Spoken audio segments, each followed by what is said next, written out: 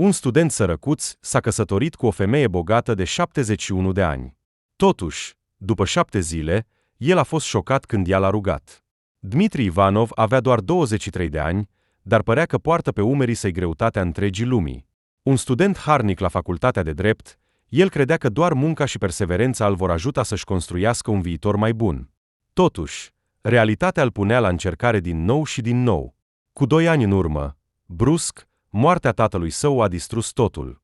Un atac de cord fulgerător a luat viața omului care era sprijinul familiei, lăsându-le pe Dmitri nu doar cu amărăciunea pierderii, ci și cu o avalanșă de responsabilități.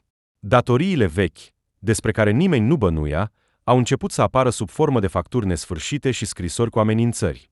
Dmitri a devenit capul familiei, dar nu avea resursele necesare pentru a-și întreține mama bolnavă și sora mai mică. Marina, mama lui, se lupta cu cancerul, care îi lua nu doar puterile, ci și ultimii bani ai familiei. Dmitri se străduia din răsputeri să-i asigure tratamentul necesar, dar costul medicamentelor, analizelor și chimioterapiei era copăleșitor. Între timp, sora lui de 14 ani, Clara, în ciuda dificultăților, încerca să zâmbească și visa să devină veterinar. Dmitri îi ascundea toată groaza situației lor, încercând să o protejeze de realitate. Nopțile, Dmitri le petrecea fără somn, stând la masa din bucătărie, privind la muntele de facturi neplătite. Fiecare plic era un memento că pierdea bătălia. El lucra ca stagiar într-o mică firmă de avocatură, dar salariul abia ajungea pentru cele mai necesare lucruri. Uneori se întreba dacă face tot ce poate, cum ar putea să-și salveze mama, să-i ofere un viitor surorii sale și, în același timp, să continue să învețe. Într-o zi obișnuită de muncă, viața lui i-a luat o întorsătură neașteptată. Dmitri era la birou când unul dintre avocați l-a chemat deoparte. Dmitri, lucrezi mult. Vreau să te invit la o seară de socializare în această săptămână. Cred că ai nevoie de o mică distragere. Invitația i s-a părut absurdă. Nu avea timp, bani sau haine potrivite pentru a participa la un eveniment de înaltă societate. Dar, cedând insistenței, a acceptat, gândindu-se că poate aceasta este o șansă de a-și face contacte utile, ceea ce auzise mereu că este o parte importantă a succesului în profesie. Seara, Dmitri s-a trezit într-o lume complet diferită. Conacul în care avea loc evenimentul era grandios, cu candelabre strălucitoare, muzică clasică în fundal și oameni îmbrăcați elegant. Dmitri se simțea ca un pește pe uscat, dar a încercat să se integreze în mulțime. Se plimba prin sală, încercând să nu atragă atenția, până când o femeie s-a apropiat de el. Elena Mihailovna nu semăna cu nimeni pe care Dmitri îl cunoscuse înainte. La cei 71 de ani, ea radia încredere, de parcă întreaga lume era în mâinile ei. Privirea ei era pătrunzătoare, dar lipsită de aroganță. Tânăr, tu nu ești de aici, nu-i așa? Dmitri a eitat, dar a răspuns sincer. Nu, doamnă, sunt aici întâmplător. Discuția, care a început ca o simplă conversație, a durat mai mult decât și-ar fi imaginat Dmitri. Elena era sincer interesată de viața lui, familia lui, visele lui. Dmitri, fără să înțeleagă de ce, i-a deschis mai mult decât spusese vreodată străinilor. Când seara s-a încheiat, s-a despărțit, fără să bănuiască că această întâlnire îi va schimba destinul pentru totdeauna. În zilele următoare, Dmitri a încercat să revină la rutină, dar gândurile despre Elena Mihailovna apăreau tot mai des în mintea lui. Încrederea ei, atenția și abilitatea de a vedea în el ceva mai mult decât un simplu student sărăcuț au lăsat o amprentă de neșters în sufletul lui Dmitri. Între timp, acasă problemele continuau să crească. Starea mamei se înrăutățea, iar chiar și Clara, încercând să se mențină, a început să arate semne de neliniște. Dmitri făcea tot ce putea pentru a o liniști pe sora lui, dar știa că se află pe marginea prăpastiei. Datoriile creșteau, iar sentimentul de neputință îl înghițea din ce în ce mai mult. Așadar, într-o zi obișnuită, s-a întâmplat ceva neașteptat. Dmitri se afla într-un mic birou de avocatură unde lucra, când a primit un telefon. Vocea de la celălalt capăt al firului era fermă, dar prietenoasă. Dmitri, sunt Elena Mihailovna. Sper că ți amintești de mine. S-a mirat, dar a răspuns politicos. Desigur, îmi amintesc de dumneavoastră, Elena Mihailovna. Cu ce vă pot ajuta?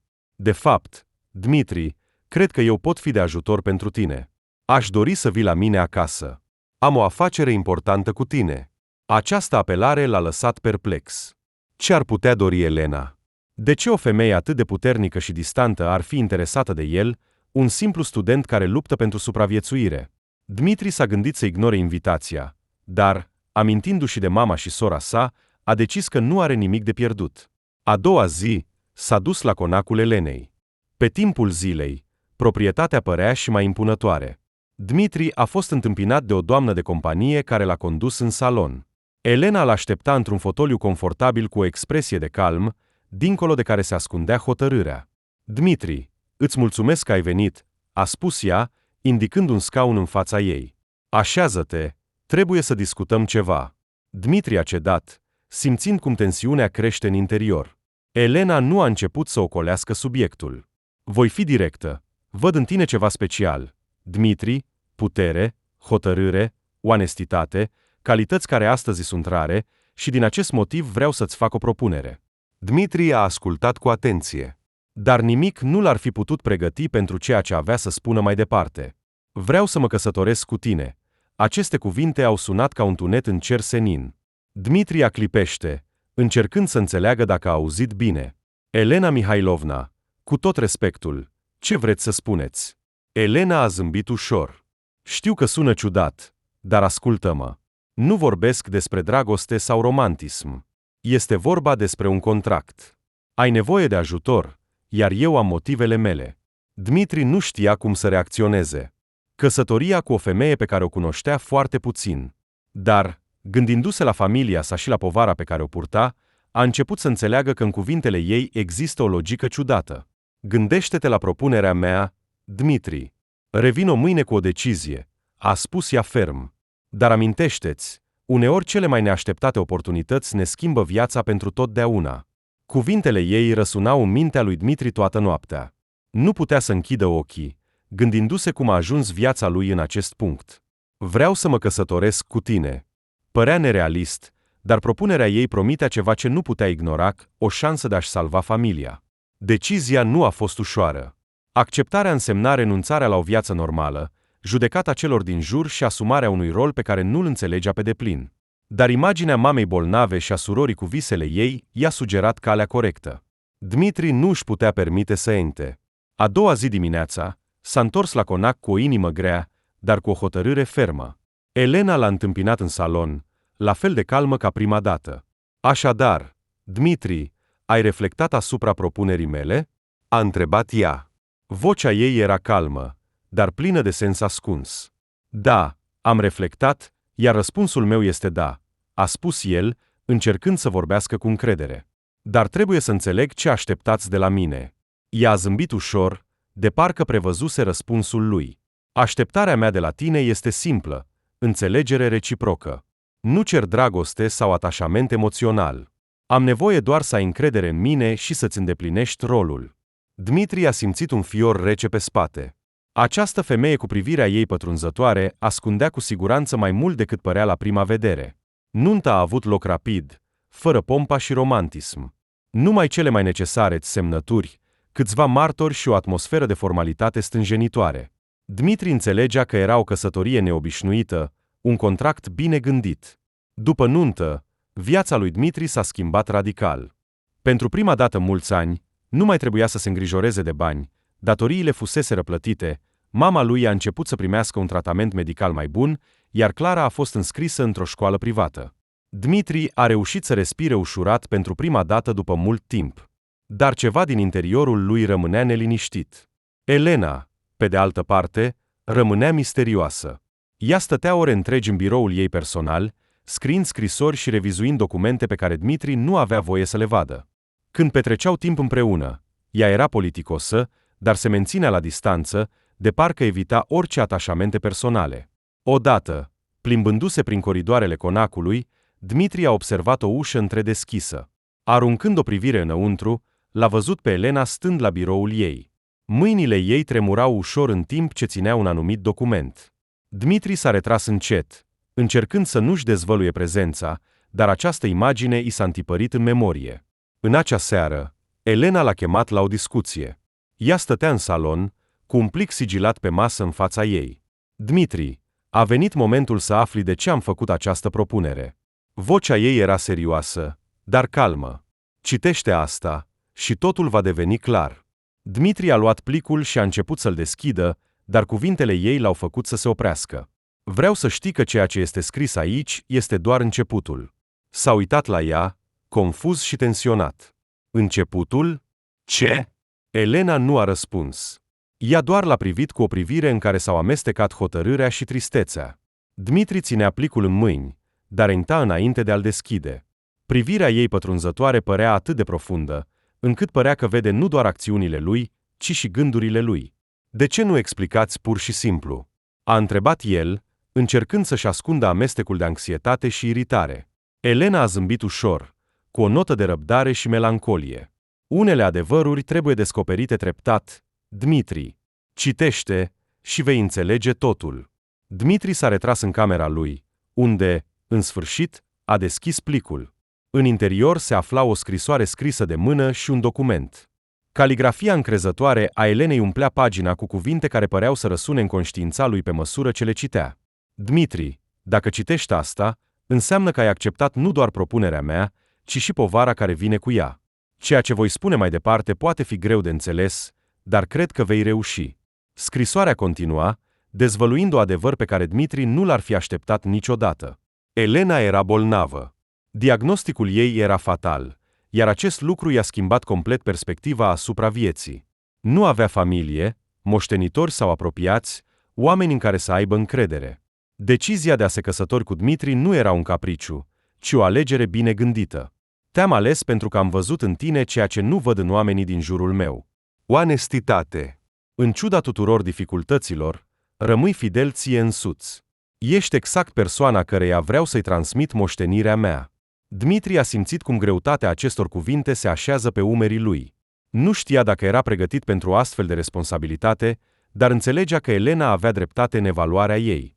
A luptat mereu, chiar și atunci când întreaga lume era împotriva lui.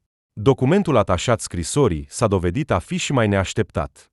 Era o procură care îi oferea lui Dmitri controlul asupra unei averi imense și asupra unui fond caritabil pe care Elena l-a creat de-a lungul întregii sale vieți. Când Dmitri s-a întors în salon, Elena l-aștepta calm. Ei bine, ai citit? A întrebat ea cu un ton neutru. Am citit, dar nu înțeleg de ce încredințați ceva atât de important. Noi suntem practic străini. Elena a suspinat, privind pe fereastră, ca și cum căuta răspunsuri la orizont. Am văzut în tine ceea ce nu am observat în oamenii care mi-au fost cei mai apropiați, onestitate și compasiune. Toată viața am fost înconjurată de cei care se gândeau doar la ce pot obține de la mine. Iar tu, Dmitri, nu ai cerut nimic, dar ai fost dispus să sacrifici totul pentru familia ta. Și ce acum? Ce doriți să fac? A întrebat Dmitri, încă încercând să înțeleagă ce a auzit. Vreau să folosești această avere. Nu intenționez să-ți spun cum să trăiești, Dmitri. Doar ai încredere în tine și în cine ești. Au trecut doar 7 zile de la nuntă, iar ele au fost ca un vârtej. Acum se afla în fața unui viitor pe care nici măcar nu și-l putea imagina. Elena i-a oferit nu doar bogăție, ci și un scop, dar Dmitri nu era sigur dacă era pregătit să accepte. I se părea că trăiește într-o realitate paralelă. Tot ce știa înainte s-a schimbat. Acum devenise moștenitorul unei averi imense și era responsabil pentru o moștenire pe care abia începea să o înțeleagă. În timp ce Dmitri încerca să înțeleagă ce înseamnă totul, Elena, dimpotrivă, părea surprinzător de calmă. Continua să-și desfășoare activitățile obișnuite. Scria scrisori, revizuia documente, de parcă se pregătea pentru plecarea ei. Dmitri, între timp, simțea cum greutatea responsabilității crește. Într-o seară, fiind împreună cu ea în bibliotecă, a decis să pună întrebarea care îl chinuia de mult. Încă nu înțeleg de ce mi-ați ales pe mine. Ați fi putut avea încredere în oricine experți, consilieri. Elena l-a privit cu un zâmbet trist. Pentru că majoritatea oamenilor pe care i-am întâlnit în viața mea se îngrijesc doar de ei înșiși. Nu vreau ca această moștenire să ajungă în mâinile celor care o văd doar ca pe un mod de a acumula putere sau bogăție. Am nevoie de o persoană care poate face mai mult. Iar tu, Dmitri, ai ceea ce nu au avut alții. O inimă care încă mai crede în bine și rău. Dmitri a tăcut, încercând să înțeleagă cuvintele ei. Nu știa dacă va justifica încrederea ei, dar înțelegea că nu avea dreptul să o dezamăgească. Petrecând mai mult timp cu Elena, Dmitri a început să afle mai multe despre fondul ei caritabil.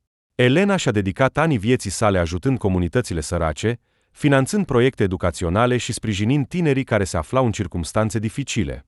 Ea s-a ocupat de asta cu o pasiune imensă, dar, așa cum a recunoscut, a fost dezamăgită de oameni care căutau doar propriul avantaj. De aceea am încetat să am încredere în oameni, a explicat ea odată, până când te-am întâlnit pe tine. Treptat, Dmitri a început să participe la activitatea fundației, cunoscând oameni ale căror vieți s-au schimbat datorită Elenei. A întâlnit tineri care au primit burse, familii care au reușit să se ridice pe picioare și comunități întregi transformate datorită eforturilor ei. Pentru prima dată, a început să înțeleagă amploarea a ceea ce a creat Elena. Dar, în ciuda recunoștinței pe care o vedea în jur, Dmitri continua să aibă îndoieri. Va putea el să poarte această moștenire? Are el suficientă putere pentru a justifica încrederea Elenei? În ultima săptămână din viața ei, Dmitri a petrecut tot mai mult timp cu ea. Discuțiile lor deveneau din ce în ce mai personale și profunde. Elena povestea despre tinerețea ei, despre realizările sale, dar și despre regretele sale.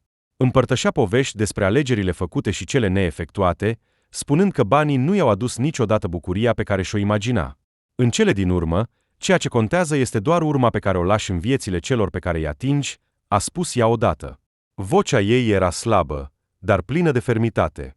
În ultima ei zi, luându-le de mână pe Dmitri, a spus, nu te teme, ai tot ce-ți trebuie pentru a face față. După câteva ore, ea a plecat din viață în liniște, iar conacul părea diferit fără Elena. Liniștea, care înainte simboliza natura ei calmă și misterioasă, devenise acum goală și apăsătoare. Dmitri se plimba prin coridoare, încercând să conștientizeze pierderea femeii care i-a schimbat viața în atât de scurt timp. În ciuda tuturor lucrurilor pe care Elena i le-a lăsat, averea, conducerea fundației și, cel mai important, credința în abilitățile lui, Dmitri se simțea pierdut. Nu știa de unde să înceapă.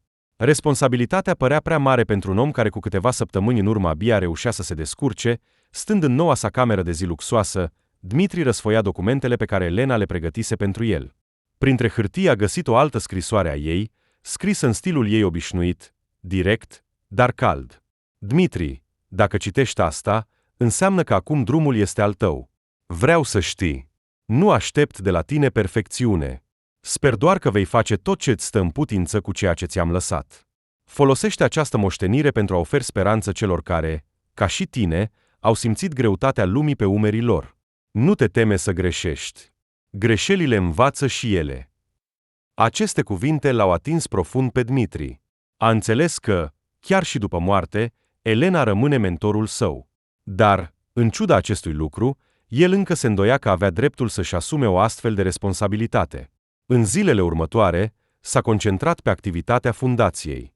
Dmitri a vizitat câteva proiecte inițiate de Elena și s-a întâlnit cu oameni ale căror vieți s-au schimbat datorită ei.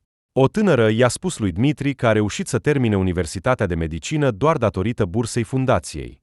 Ea a crezut în mine când nimeni altcineva nu a crezut, a spus fata cu lacrimi în ochi.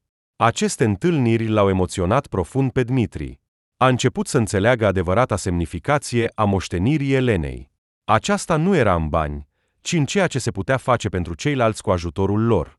Între timp, mama lui, Marina, a început în sfârșit să se recupereze. Tratamentul dădea rezultate, iar ea devenea mai puternică cu fiecare zi. Clara, la rândul ei, a început să învețe la una dintre cele mai bune școli din oraș, ceea ce înainte nici nu visau. Dmitri simțea o mare ușurare văzând cum familia lui prosperă, dar știa că drumul său nu se termină aici. Într-o seară, aflându-se în biroul său, a luat o decizie. Dmitri a luat telefonul și a sunat directorii fundației. Vreau să ne adunăm pe toți. Avem mult de lucru. A doua zi, el și-a prezentat conceptul pentru viitorul organizației. Dmitri dorea să extindă activitatea fundației, să ajute tinerii aflați în situații dificile și să creeze noi oportunități pentru cei care au nevoie de sprijin, așa cum Elena l-a ajutat odată pe el. La sfârșitul întâlnirii, Dmitri a simțit ceea ce nu mai simțise de mult, un scop. A realizat că Elena i-a lăsat nu doar o moștenire, ci și un nou motiv de a trăi. Acum nu purta doar numele ei, ci construia ceva ce schimba viețile oamenilor, începând cu a lui. Sub conducerea lui, fundația a început să crească, depășind așteptările inițiale. A investit în proiecte educaționale, asistență medicală și programe pentru tineri talentați care aveau nevoie de sprijin. Dmitri a simțit pentru prima dată că viața lui nu mai este limitată la lupta pentru supraviețuire. A căpătat un sens mai profund. Fiecare zi era o nouă bătălie, dar și o nouă victorie. Dmitri a muncit neobosit pentru ca fiecare inițiativă a sa să fie în conformitate cu memoria Elenei. Cu toate acestea, chiar și în ciuda tuturor progreselor, se întrebă adesea dacă se ridică la înălțimea încrederii pe care ea i-a acordat-o. Unul dintre evenimentele importante a fost ceremonia organizată de unul dintre primii bursieri ai fundației. Un tânăr medic, care și-a finalizat studiile datorită sprijinului Elenei, a povestit în timpul discursului său cum fundația i-a salvat nu doar cariera, ci și viața mamei sale, care avea nevoie de tratament urgent. Aceste cuvinte au fost pentru Dmitri un memento că moștenirea Elenei trăiește în fiecare om salvat. Dacă nu ar fi fost aceasta ajutor, nu aș fi stat aici astăzi, salvând vieți. Mulțumesc, Dmitri, și mulțumesc memoriei Elenei Mihailovna, care a crezut în mine când nimeni altcineva nu a crezut.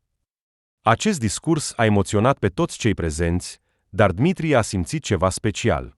A înțeles că poartă pe umerii săi nu doar responsabilitatea, ci și un impact real al deciziilor sale. Pentru prima dată, îndoielile care l-au urmărit toată viața au început să dispară. Pe măsură ce activitatea fundației prospera, Dmitri a început să petreacă mai mult timp cu familia sa. Mama lui, Marina, s-a recuperat complet și acum îi amintea adesea cât de mult le-a schimbat soarta. Clara, la rândul ei, strălucea la școală și deja își făcea planuri să se înscrie la facultatea de medicină veterinară. Ai reușit, Dmitri. Ai îndeplinit tot ce ai promis, i-a spus odată Marina în timpul unei conversații liniștite în bucătărie. Nu am făcut asta singur, mama, a răspuns el, strângându-i mâinile. Elena mi-a dat o șansă, dar puterea mea a fost întotdeauna în voi. În ciuda tuturor realizărilor, Dmitri nu a uitat niciodată femeia care a făcut totul posibil. A dedicat o cameră în clădirea fundației în memoria Elenei, unde a așezat fotografii, scrisori și extrase din discursurile ei. A fost modul său de a păstra moștenirea ei și de a inspira pe alții. Într-o zi de iarnă, Dmitri a fost invitat la un eveniment special, deschiderea unei școli profesionale finanțate de fundație. A fost întâmpinat cu aplauze și discursuri inspiratoare, dar cel mai memorabil moment a fost când i s-a oferit ocazia să vorbească. Când am început acest drum, nu știam dacă sunt pregătit. Au fost mai multe îndoieli decât certitudini, mai multă frică decât curaj. Dar o persoană a crezut în mine când eu nu credeam în mine. Astăzi văd că credința ei a fost justificată și promit să continui să onorez această moștenire. Pe măsură ce vorbea, Dmitri a observat lacrimi în ochii multora dintre cei prezenți. A înțeles că mesajul Elenei, transmis lui, acum se răspândea și asupra altora. Influența ei nu a fost doar de lungă durată, ci a devenit eternă. Sala s-a umplut de aplauze. Dmitri, stând în fața audienței, simțea un amestec de emoții pe care nu putea să le controleze. Fiecare față din mulțime păstra poveștile sale, care acum deveniseră parte din a lui. Tineri cu diplome, mame zâmbitoare, copii jucându-se fără griji, toți erau martori via influenței Elenei Mihailovna și ai muncii pe care Dmitri a decis să o continue. Când evenimentul s-a încheiat, Dmitri a rămas pe scenă singur, întârziind câteva minute pentru a pri banerele fundației cu numele Elenei. Nu a putut să-și stăpânească zâmbetul trist, amintindu-și de femeia care i-a schimbat viața în atât de scurt timp. Revenind acasă, în acea noapte, Dmitri a văzut că Marina și Clara îl așteptau în sufragerie. Era o scenă simplă, dar plină de semnificație profundă.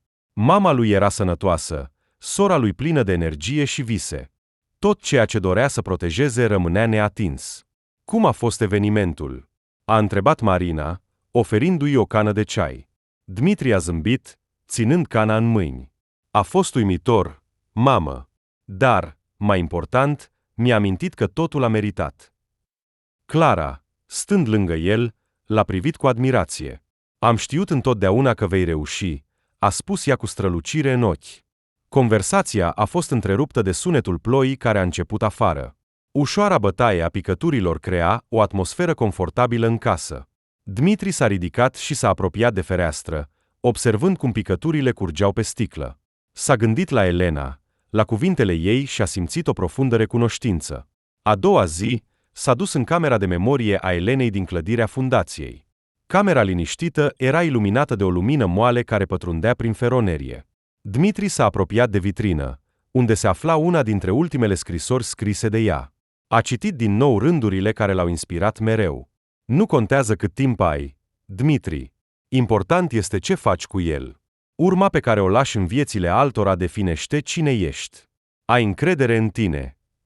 Ochii lui Dmitri s-au umplut de lacrimi, dar nu erau lacrimi de tristețe. Erau recunoștință, mândrie și încredere că face totul corect.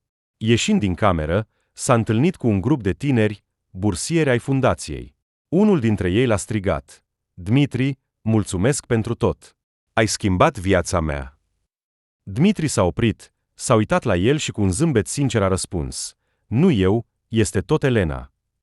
Când a ieșit din clădire, cerul era senin și soarele strălucea puternic. Dmitri a privit în zare, simțind că începe o nouă etapă. Știa că acest drum nu se va termina niciodată, pentru că ceea ce i-a dat Elena și ceea ce transmitea altora era mai mult decât o simplă moștenire. Era un foc care continua să ardă, trecând de la o persoană la alta, schimbând vieți pentru totdeauna. A respirat adânc, a închis ochii și a șoptit în liniște: Mulțumesc, Elena, pentru tot. Apoi, cu pași hotărâți, Dmitri și-a continuat drumul, pregătit să schimbe lumea, câte o fapă bună pe rând.